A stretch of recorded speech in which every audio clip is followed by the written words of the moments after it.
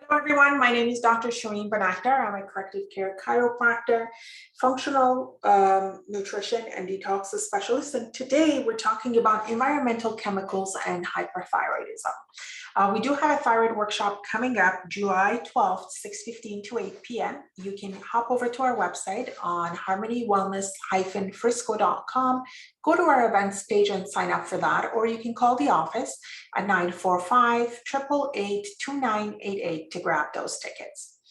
So we're talking about hypothyroidism. One of the common things with hypothyroidism is actually the Hashimoto's autoimmune disease. And there is a lot of chemicals out there that could affect our autoimmunity, including Hashimoto's.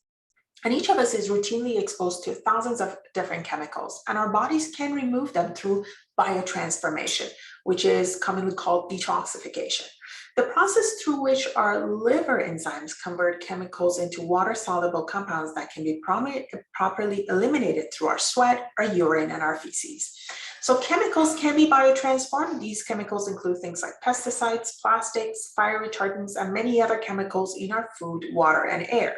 However, heavy metals cannot be biotransformed and are expelled are stored in our fat and in our bone. So let's talk about reactivity to heavy metals. All of us store heavy metals in our body, by the way. Anthropological studies have shown that even ancient people had some degree of heavy metals.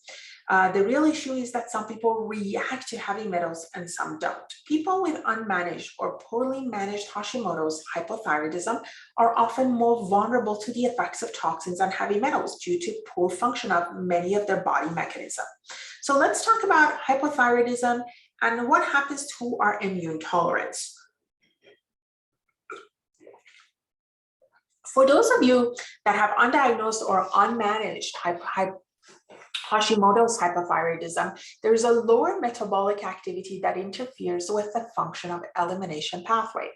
And heavy metals and chemicals begin to bind to proteins in the body in the process called heptanation. Now, when heptanation occurs, the protein structure is fundamentally changed, and as such, the immune system no longer recognizes it, and it's tagged for destruction and removal. It's uncommon to produce neoantigens that your immune system reacts to. There was a paper that was published in the Journal of Applied Toxicology that showed that out of 400 healthy blood donor samples, 15 to about 18% showed immune responses to various chemicals, like fire retardants, like pesticides, dry cleaning chemicals. But not everybody who has these reactions actually has health problems, and that depends on the strength of your immune tolerance.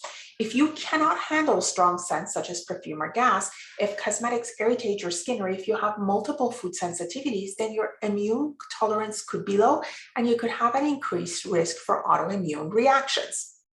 So there is a difficulty with biotransformation when that happens. So BPA is a common chemical that's found in many plastics, and many of our foods are packed in plastic containing BPA.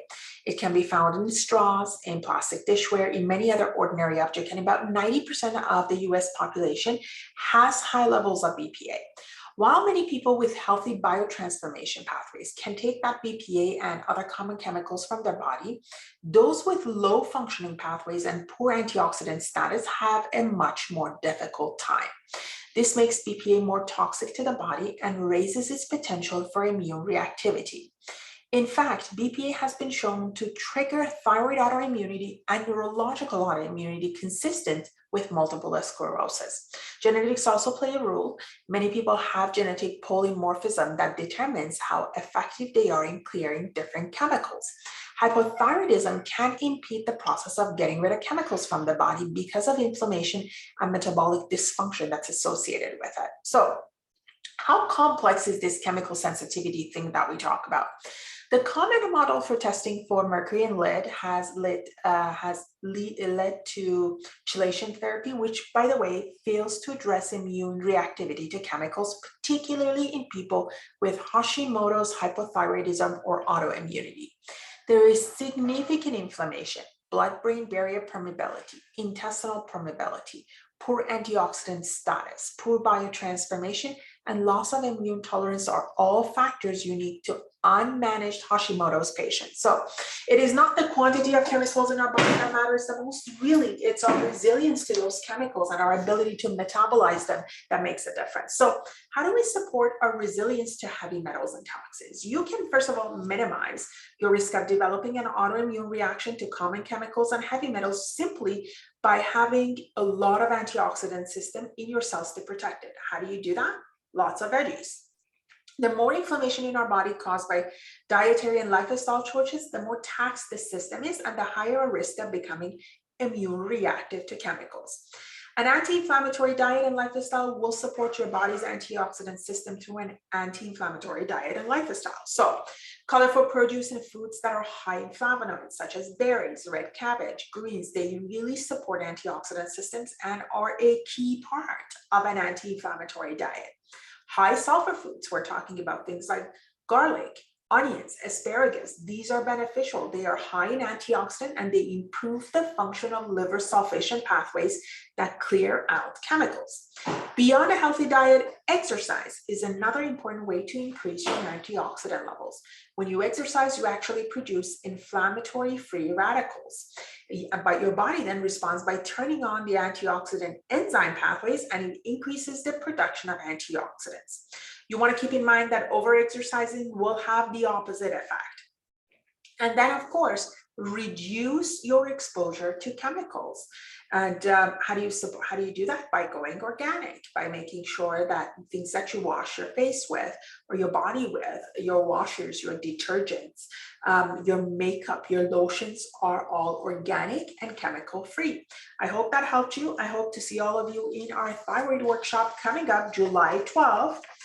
We are talking about 6:15 to 8 p.m.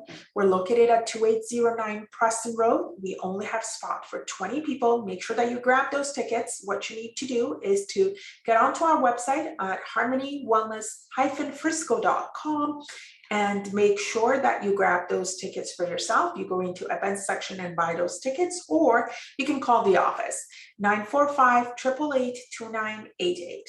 945-888-2988. God bless. Remember who you are.